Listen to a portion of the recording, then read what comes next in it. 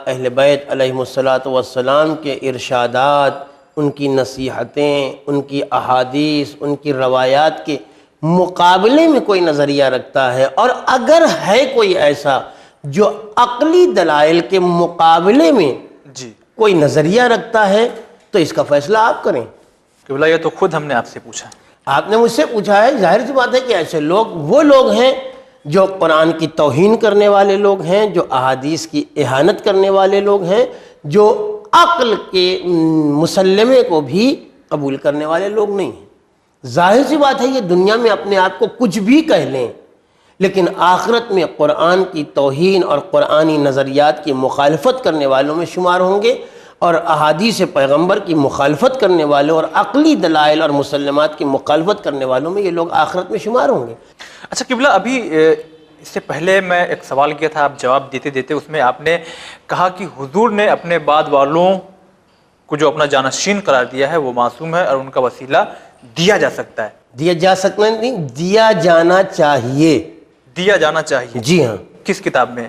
ہر کتاب میں ہے، ہر کتاب میں ہے۔ آپ کس کتاب کو، آپ ہمارے یہاں کی جتنی کتابیں ہیں، آپ کے یہاں کی، ہمارے یہاں کی جتنی کتابیں ہیں، آپ اگر اپنے یہاں کی بات کر رہے ہیں تو دیکھیے، میں جس گھر میں ہوں نا، جی، تو گھر والا کی تعریف کرے گا۔ میں بحیثیت مسلمان اپنے آپ کو بتا رہا ہوں کہ ہمارے یہاں کی، یعنی مسلمانوں کے یہاں کی کتابوں میں بھرا پڑا ہے اس کا ذکر، یہاں تک کہ میں آپ کو دوسری کتابوں میں، یعنی دوسرے مذہب کی کتابوں میں بھی اس چیز کے ثبوت فراہم کر کے بتا سکتا ہوں۔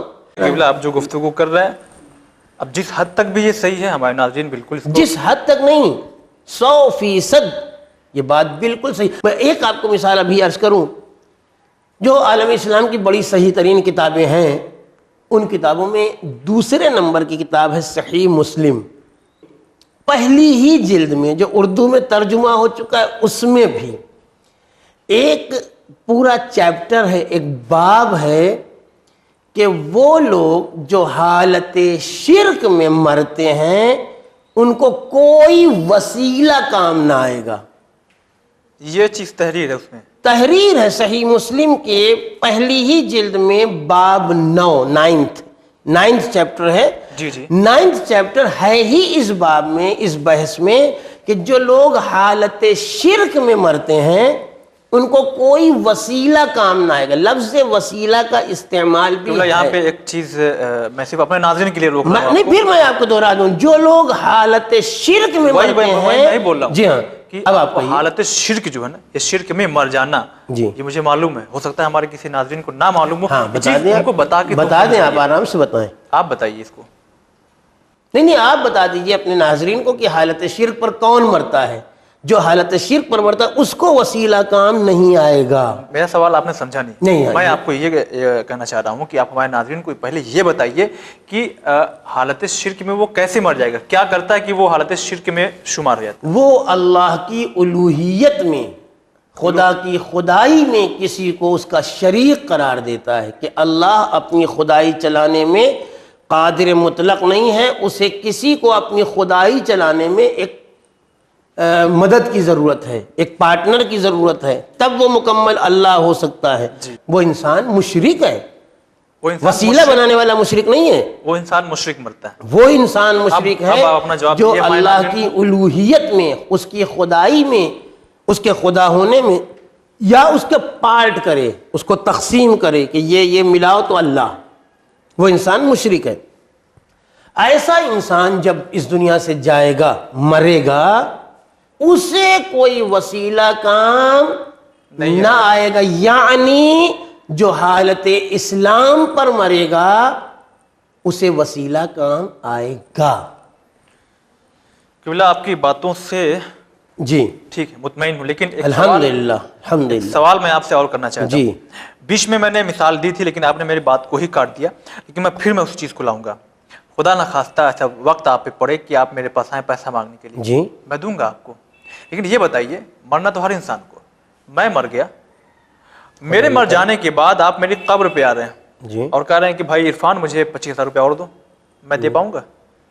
نہیں، آپ نہیں دے پائیں گے۔ تو پھر یہ جو شیعہ حضرات قبروں پہ جا کے دعائیں مانگتے ہیں، ان کا وسیلہ، تو مر گئے آلریڈی، مرے ہوئے لوگوں کا آپ وسیلہ بنا آپ کے. سب سے پہلے مجھے بتائیں کہ قبر میں آپ کی روح دفن ہوگی کہ آپ کا جسم دفن ہوگا؟ تو پھر روح تو کہیں بھی ہو نہیں سکتی ہے پہلے جتنا بھی آپ پوچھ رہے ہیں میں بتا رہا ہوں، میں پوچھوں تو آپ بھی اتنا ہی بتائیے. جسم دفن ہوتا ہے، جسم دفن ہوتا ہے، روح تو نہیں دفن ہوتی ہے. نہیں ہوتی.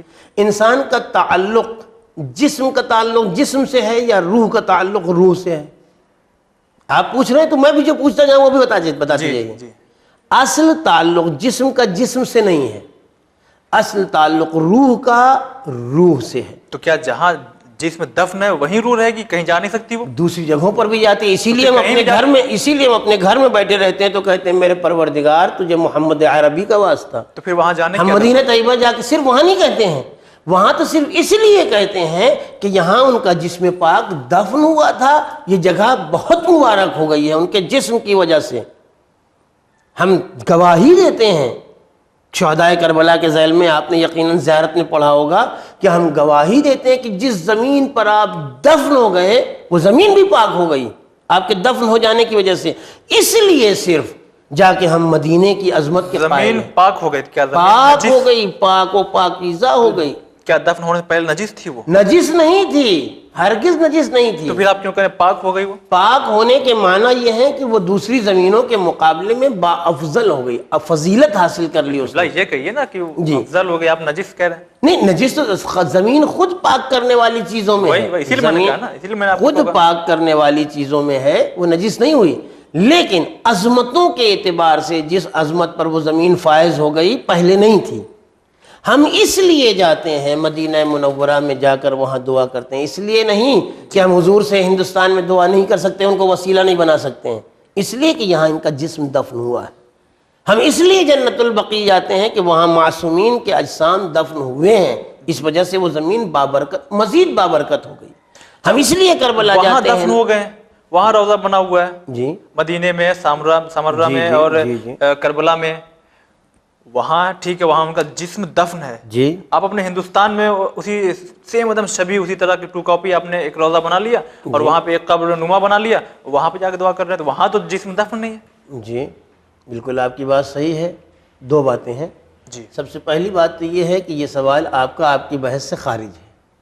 آپ نے کہا جسم دفن ہے، میں اس بنا پہ بالکل سوال کر رہا ہوں. آپ کا یہ سوال آپ کی بحث سے خارج ہے، آپ کی بحث میں شامل نہیں ہے. مگر ایسا معذرت نہیں ہے، چاہتے ہیں لیکن آپ اس کا نہیں جواب میں دیجیے. آپ کا جواب دوں گا. جی. یہ جو ہم اپنی جگہوں پر اپنے شہروں میں ہم روضہ بنا لیتے ہیں، یہ ان چیزوں کی شبیہ ہیں. ہم یہ نہیں کہتے کہ یہاں جسم دفن ہے، ہرگز نہیں کہتے ہیں.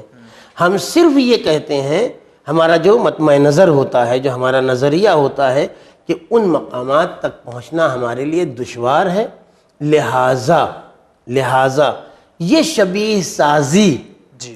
یہ لفظ یاد رکھیے گا، یہ شبیہ سازی خود سیرت مرسل اعظم سے ثابت ہے. اگرچہ ابھی پھر وہی بات کہوں گا کہ یہ چیز چونکہ اس بحث میں شامل نہیں، اگر ادھر جائیں گے تو پھر بہت دور نکلتے چلے جائیں گے. جی. کسی نے کہا یا رسول اللہ ہماری دعائیں قبول نہیں ہوتی ہیں. آپ نے کہا اپنی ماں کے ذریعے سے دعا مانگو. میں نے ذریعہ کہہ دیا ہے، یاد رکھیے گا. جی. کہا کہ ماں تو میری مر گئی ہے. حضور نے کہا اس کی قبر پر جاؤ اور جا کر اس کی قبر کو وسیلہ قرار دے کے اللہ سے دعا مانگو. اس نے کہا یا رسول اللہ میں تو جب پیدا ہوا تو مجھے پتہ ہی نہیں، میں تو بہت چھوٹا سا تھا، میری اماں مر گئی، پتہ نہیں کہاں ان کی قبر ہے. قبر کا نشان بھی نہیں معلوم ہے. جی. اب دیکھیے ثابت کہاں سے ہے. حضور نے کہا ایسا کرو کہ کسی بھی جگہ پر ایک قبر بناؤ، اچھا، اور تصور کرو کہ یہ تمہارے ماں کی قبر ہے. ماں کی قبر. جی. یہ اصل نہیں ہے، اوریجنل نہیں ہے. شبیہ سازی کرو اور یہ تصور کرو کہ یہ تمہارے ماں، اس کے اندر ماں دفن بھی نہیں ہوئی ہے، ماں کو یہاں دفن نہیں کیا گیا ہے، اس کو پتہ نہیں ہے یہ اوریجنل قبر نہیں ہے. یہ یقین ہے کہ یہ اوریجنل قبر نہیں ہے، لیکن حضور کہہ رہے ہیں کہ اس ماں کو جو اوریجنل قبر میں دفن ہوئی ہوگی، یہاں اس کی شبیہ بنا کے تصور کر لو کہ یہ تمہارے ماں کی قبر ہے، اور پھر اللہ سے اس کو وسیلہ قرار دے کے تب تم اللہ سے مانگو، تمہاری دعا قبول ہو جائے گی. اب سارے آپ کے سوالات کے جواب بس ہو گئے مکمل. جی. اور میں اس سے مطمئن بھی ہوں اور الحمدللہ الحمدللہ. میں معافی چاہوں گا یہاں پہ اگر میں بیچ میں اگر میرا لہجہ کچھ غلط لگ گیا ہو تو میں آپ سے عرض کروں کہ جہاں تک کتابوں کا سوال ہے، میں نے صرف ایک کتاب آپ کو صحیح مسلم کے بارے میں بتایا. آپ تفسیر ابن کثیر پڑھیں، آپ مسند احمد پڑھیں، آپ طبرانی کی کتابیں پڑھیں، آپ دوسری کتابیں، خود اہل سنت حضرات کی کتابوں میں وسیلے کا ذکر بھرا پڑا ہے. لیکن کچھ لوگ، آپ نے بالکل صحیح کہا، کچھ لوگ ایسے ہیں. قبلہ ہم نے یہ بھی کہا تھا کہ میں ان میں شامل نہیں ہوں. الحمدللہ کہ آپ شامل نہیں. کچھ لوگ، اس لیے میں نے سوال کیا کہ خاص کر نوجوان کچھ بھائیوں لوگ سے سب سوال ایسے کیے جاتے ہیں لیکن وہ جواب نہیں دے لوگ پاتے. ایسے ہیں. ہم آپ کا شکریہ ادا کرتے ہیں. ہم نے جو بھی سوال کیا، اگر میرا لہجہ آپ کو غلط لگا ہو تو اس کے لیے میں معافی نہیں چاہتا ہوں. کوئی حرج نہیں ہے، بات ہونی چاہیے. سوال لوگ کرتے ہیں، ہم نے آپ سے سوال بالکل کیا اور ٹھیک کیا جانا آپ نے. کہ آخر سچ کیا ہے، اور ہمارے ناظرین نے بھی یہ جانا کہ آخر سچ کیا ہے. قبلہ آپ کا آپ کی نظر میں وسیلہ ثابت ہوا یا نہیں ہوا؟ قبلہ جی، میں نے آپ سے کہا میں مطمئن ہوں پورا، اور میرے ناظرین بھی انشاءاللہ وہ پورے طریقے سے مطمئن ہوں گے. الحمدللہ. اور قبلہ آپ کا شکریہ ادا کرتے ہیں کہ آپ نے بہت ہماری آواز شکریہ، پہ بہت لبیک شکریہ، کہا. جزاک اللہ. اور ناظرین، چونکہ وقت کی تنگی ہوتی ہے، ایک محدود وقت ہوتا ہے، لہٰذا ہم اپنے پروگرام کو یہیں روکتے ہیں. لیکن گزارش ضرور آپ سے کریں گے کہ جو ہر بار کرتے ہیں کہ آپ اپنے ریسپانس میسیجز ہمیں ضرور میل کریے winislam@gmail.com پہ. اس سے ہمیں پتہ لگتا ہے کہ آپ اس پروگرام میں کتنا دلچسپی لے رہے ہیں. اور اگر آپ کے ذہن میں کچھ کنفیوژن ایسے بنے ہوئے ہیں، سوالات ہیں، تو آپ ہمارے ساتھ اسے شیئر کر سکتے ہیں. پھر سے میں کہوں گا کہ winislam@gmail.com پہ آپ میل کریے. انشاءاللہ ہم اس پروگرام میں اسے شرکت، اس کو شریک کریں گے اور اس کا جواب ہم آپ تک پہنچائیں گے. آپ دیکھتے رہیے ون ٹی وی. خدا حافظ.